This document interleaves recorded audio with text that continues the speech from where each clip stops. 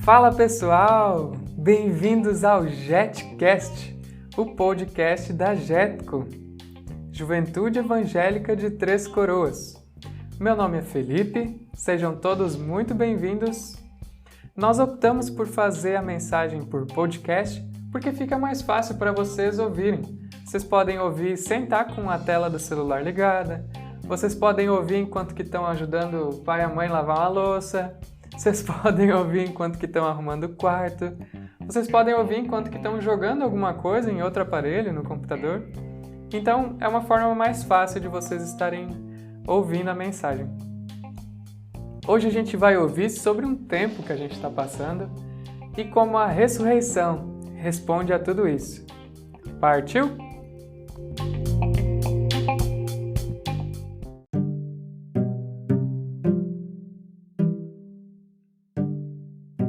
O ano de 2020 foi memorável.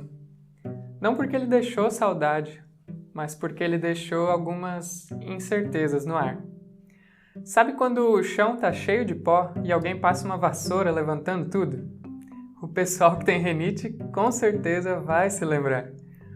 Pois é, 2020 foi um ano que levantou uma poeira que antes ficava escondida, embaixo do tapete. 2021 não está sendo muito diferente. Para esse ano, muitos de nós provavelmente estávamos com tudo planejado para voltar ao normal.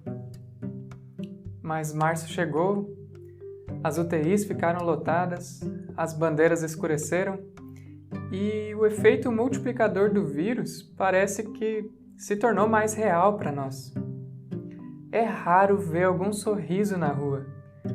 Olhando para as pessoas, a gente consegue ver uma sobrecarga, um tipo de cansaço, um cansaço de não saber o que vai acontecer a seguir. Algumas situações provocam isso.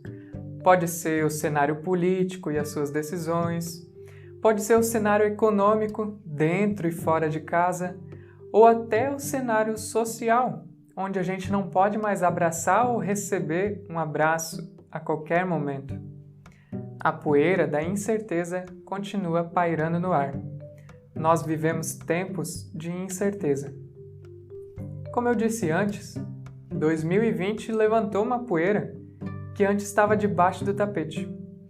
Esse clima não surgiu do nada, ele sempre esteve ali escondido, onde não o enxergávamos a todo instante.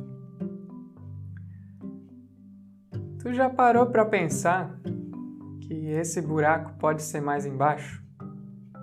Já parou para pensar por que a gente tem tanta incerteza das coisas? Por que a gente tem incerteza do cenário político, do cenário econômico? Por que é difícil ficar longe daqueles que a gente ama? Conseguiu pensar em alguma coisa? Conseguiu chegar em alguma conclusão? Eu tentei. Atrás de todos esses cenários e todas essas incertezas, talvez a raiz de tudo isso pode ser o medo da morte. Medo da morte? Como assim, Felipe? A gente tem, por exemplo, medo das decisões políticas porque elas podem ou nos afastar ou nos aproximar da morte. A gente tem medo de toda a situação econômica porque a gente não sabe se vai ter dinheiro para os gastos do mês, o que está diretamente ligado à nossa sobrevivência, se a gente vive ou não. A gente tem medo de ficar afastado daqueles que a gente ama, porque pode ser que uma hora ou outra eles não estejam mais aqui.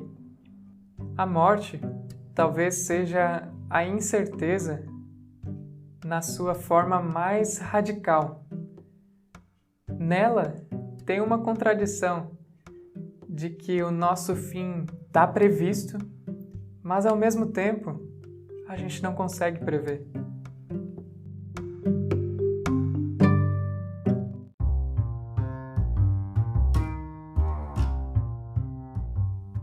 Bom, essa luta ela não é exclusiva para nós e para a nossa situação atual.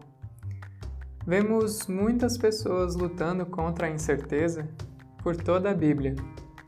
Essa incerteza é especialmente verdadeira no coração dos discípulos de Jesus. Imagine como era a vida para eles nos dias depois da crucificação. Jesus, o homem por quem haviam deixado tudo, foi brutalmente morto pelo Império Romano. E todos os conheciam por serem seus seguidores.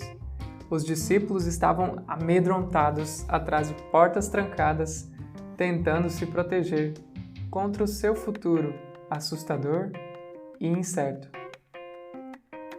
João 20:19 diz: estando os discípulos reunidos a portas trancadas, por medo dos judeus.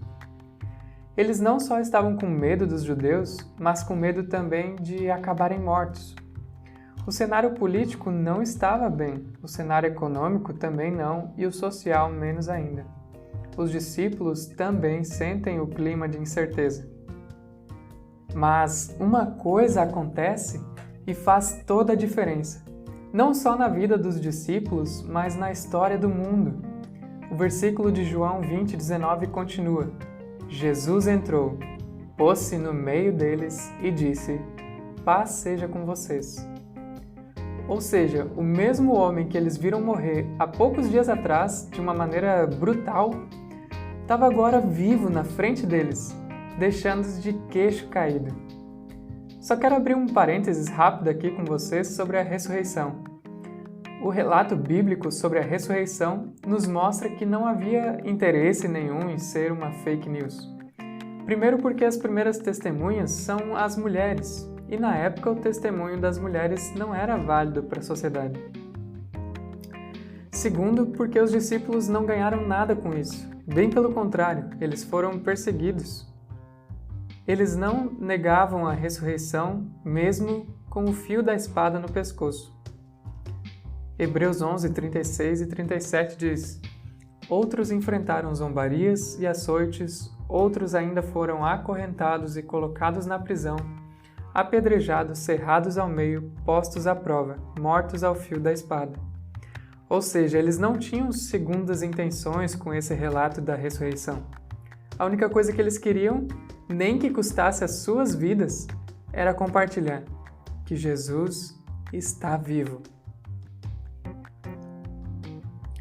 Jesus entra ali em meio aos discípulos e diz 4 palavras: paz seja com vocês. Isso era exatamente o que eles precisavam ouvir.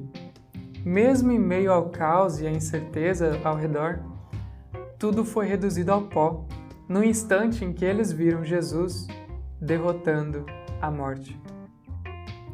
Aquela que era a raiz de todas as preocupações, de todas as incertezas, se tornou um nada, perto do Deus poderoso, o Pai eterno, o Príncipe da paz. Deus mudou o rumo da história. Aquilo que era um ponto final antes foi transformado em vírgula. A certeza derrotou a incerteza. O medo da morte não precisa mais nos assombrar. Lá em Romanos 10:9, a gente pode ler: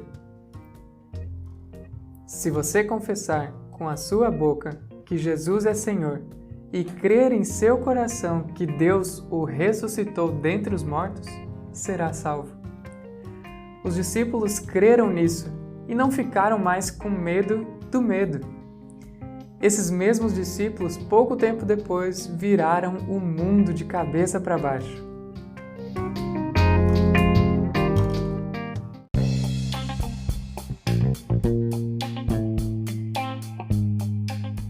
A morte não é o fim.